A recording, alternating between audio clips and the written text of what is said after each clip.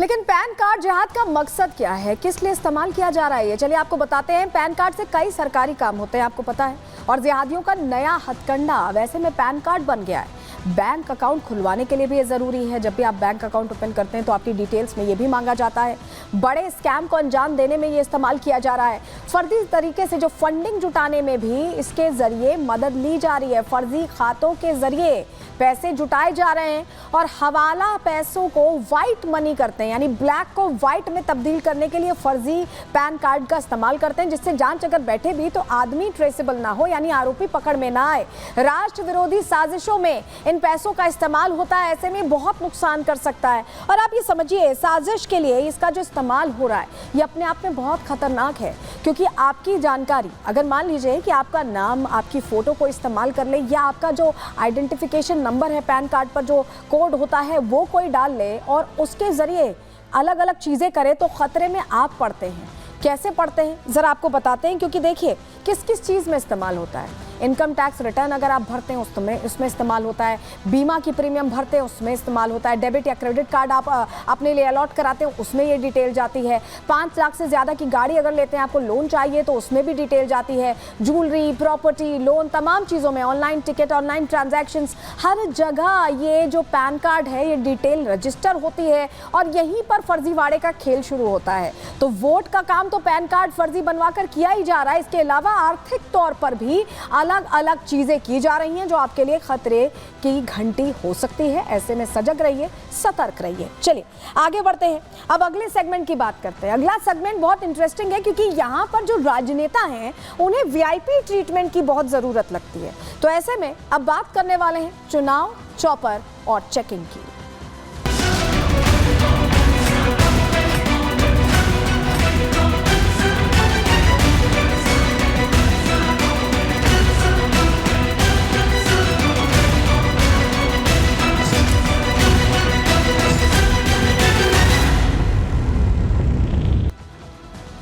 महाराष्ट्र में इस बार जुबानी तीर जमकर चलाए जा रहे हैं, बड़े बड़े बयान दिए जा रहे हैं, उन बयानों को लेकर चर्चा भी खूब हो रही है। लेकिन इस बीच इन बयानों को साइड रख के एक नया मुद्दा आ गया है इस चुनाव के बीच। ये मुद्दा है, दरअसल ये जमीन से निकलकर आसमान में पहुंच चुका है, और ये मुद्दा संवैधानिक जो जांच होती है, जो जांच प्रक्रिया फॉलो करता है इलेक्शन कमीशन, इसलिए कि कोई एक तरह से वोटर्स को लुभाने की कोशिश ना हो रही हो, और वो जो चेकिंग होती है वो संवैधानिक है, उसको फॉलो किया जाता है। लेकिन उस पर कुछ नेता एतराज जता रहे हैं। एतराज ऐसा कि रौब दिखाने से भी बाज नहीं आ रहे हैं, और नाराजगी ऐसी कि सभी का जिक्र कर दे रहे हैं कि इनकी चेकिंग क्यों नहीं होती, उनकी चेकिंग क्यों नहीं होती।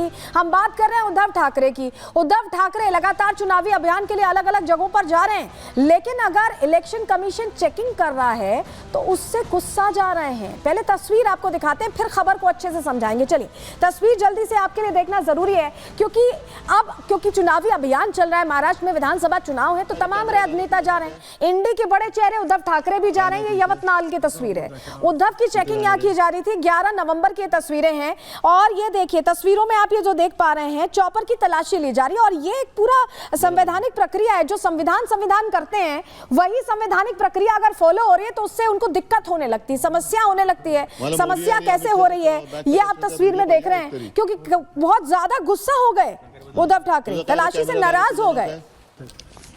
काय नाव तुमचं? तो तस्वीर हमने आपको बता दी, दिखा दी, और चलिए अब सिलसिलेवार तरीके से बता भी देते हैं हुआ क्या है। दरअसल चुनाव आयोग की जांच से उद्धव ठाकरे आग बबूला हो गए। ये चेकिंग का वीडियो सोशल मीडिया पर उन्हीं की तरफ से डाला गया था जो हम आपको तस्वीर दिखा रहे थे। लातूर और यवतमाल में चॉपर की चेकिंग हुई है। हमने आपको यवतमाल की तस्वीर दिखाई। अधिकारियों से बहस करते, उनसे पूछताछ करते, उनको रौब दिखाते यहाँ पर दिखाई दिए उद्धव ठाकरे। अधिकारियों के नाम पूछ रहे हैं, पोस्टिंग पूछते सुनाई दे रहे हैं। जांच अधिकारियों से सीधे सीधे उद्धव ठाकरे सवाल कर रहे थे, और सवाल इसीलिए कर रहे थे क्योंकि जांच हो रही है। और ये भी कहा उनकी तरफ से गया कि क्या मोदी और शाह की भी तलाशी ली आपने, ये सवाल पूछा गया। बताएंगे आपको कि मोदी और शाह की तलाशी ली या नहीं, लेकिन उद्धव ठाकरे ने ये सवाल नाराज होकर बार बार पूछा। चलिए एक और तस्वीर आपको दिखाते हैं, आपके लिए तस्वीर देखना जरूरी है, क्योंकि यहाँ पर जो सवाल पूछा गया वो रौब दिखाते हुए, जैसे कोई मुख्यमंत्री हो या प्रधानमंत्री, हालांकि वो भी नहीं पूछते होंगे, लेकिन ऐसे ही सवाल पूछा गया। तस्वीर आप देख रहे हैं, जरा फुल स्क्रीन करिएगा और सुनवाइएगा बातचीत क्या हो रही है। काय नाव तुमचं? माझं अमोल घाटे नाव आहे साहेब. कुठे राहणार आहे? मी मूळचा अमरावतीचा. अमरावतीचा. जी सर. ठीक आणि वणी आहे. तहसील. कोणाकोणाच्या हातावरून बॅग तपासले? आता जस्ट नाही माझी तपासता बरोबर आहे. माझ्या आधी कोणाची तपासली? पहिलाच दौरा तुमचा. कोण हो माझा पहिला आहे, पण माझ्या आधी कोणत्या राजकीय नेत्याची तपासले? नाही साहेब 4 महिने झाले मला साहेब. 4 महिन्यात एकाची नाही तपासली. मीच पहिला गिराईक सापडलो. नाही हा? साहेब असं काही नाही. तुमची बॅग नाही माझी तपासा तुम्ही, मी तपासायला अडवत नाही तुम्हाला, साहेब. पण माझी एक बॅग तपासताना तुम्ही आतापर्यंत मिंद्याची तपासली का? देवेंद्र फडणवीसची तपासली का? अजित पवारची, मोदींची तपासली का? अमित शहाची तपासली? साहेब अद्याप नाही अद्याप आले नाहीत. नाही आले तर मला तपासलीचा व्हिडिओ पाठवायचा. हो साहेब नक्की. ठीक आहे. नक्की साहेब. हा तुमच्या सगळ्यांचं मी एक करतोय. मोदींची बॅग तपासतानाचा मला तुमचा व्हिडिओ आला पाहिजे. हो साहेब. हा तिकडे तुम्ही शेपूट नाही घालायची. हा व्हिडिओ मी रिलीज करतोय. ठीक आहे तपासा बॅग माझी. रिकव्हरी धन्यवाद साहेब. माझा युरिन पॉट पण तपासा जरा बाजूला. तो देखा आपने पहले अधिकारियों का नाम पूछ रहे हैं, ज्वाइनिंग डिटेल पूछ रहे हैं कि आपने किसकी किसकी चेकिंग की, हो सकता है किसी और अधिकारी ने चेकिंग की हो, उसने ना की हो, उससे पूछ रहे हैं. और रॉब अलग दिखा रहे हैं कि अच्छा मैं ही मिला, अमित शाह की चेकिंग करते हो क्या, मोदी की चेकिंग करते हो क्या, इस तरह की बात कही जा रही है उनकी तरफ से. चलिए पहले आपको 4 तस्वीरें दिखाते हैं. चेकिंग और किसकी किसकी होती है, मेरे ख्याल से उद्धव ठाकरे को भी ये देख लेना चाहिए. हेलीकॉप्टर का निरीक्षण कैसे कैसे हो रहा है. देखिए नितिन गडकरी को आप देख रहे हैं, केंद्रीय मंत्री हैं, पोस्ट है उनकी एक. उद्धव ठाकरे विपक्ष के नेता हैं, लेकिन केंद्रीय मंत्री की चेकिंग हो रही है. इसके अलावा देखिए एकनाथ शिंदे के भी हेलीकॉप्टर की आप चेकिंग देख रहे हैं. मुख्यमंत्री हैं महाराष्ट्र के. दोनों जो डिप्टी सीएम है देवेंद्र फडणवीस और अजित पवार, उनके भी चॉपर्स में जो उनकी यात्रा चल रही है उसकी चेकिंग हो रही है. और ये वीडियोस बाद में आए. जब उद्धव ठाकरे ने प्रश्न किया है उसके बाद ये वीडियोस जारी किए गए, ये बताने के लिए कि भाई आप ही नहीं है, बाकी लोगों की भी चेकिंग होती है. और ये पूरा प्रोटोकॉल है, ये आचार संहिता का जो पूरा प्रोटोकॉल है वो फॉलो हो रहा है. क्योंकि क्या मतदाताओं को पीछे से लुभाने की कोई कोशिश नहीं हो रही है. ये तमाम चीजें हैं जिसका ध्यान रखना पड़ता है इलेक्शन कमीशन को, और ये उसी का हिस्सा है. लेकिन सबकी जांच होने के बावजूद आपको बताएं उद्धव ठाकरे ही नाराज होते दिखाई दे रहे हैं. उनका ये कहना है कि इलेक्शन कमीशन भेदभाव कर रहा है. लातूर में केंद्रीय मंत्री की चॉपर की तलाशी हुई. हमने आपको नितिन गडकरी के सामान की चेकिंग की तस्वीर भी दिखा दी. यवतमाल में डिप्टी सीएम का बैग चेक हुआ, उन्होंने कुछ नहीं कहा. देवेंद्र फडणवीस ने तो कुछ नहीं कहा, कोई आपत्ति नहीं जताई. वहीं डिप्टी सीएम अजित पवार के चॉपर की भी जांच हुई, उनकी तरफ से भी कोई आपत्ति नहीं जताई गई, बल्कि जांच में पूरा सहयोग किया गया. निष्पक्ष चुनावों के लिए इलेक्शन कमीशन का जो ये प्रयास है, जो ये कोशिश है, उसकी तारीफ भी की गई. लेकिन दिक्कत किसे हुई?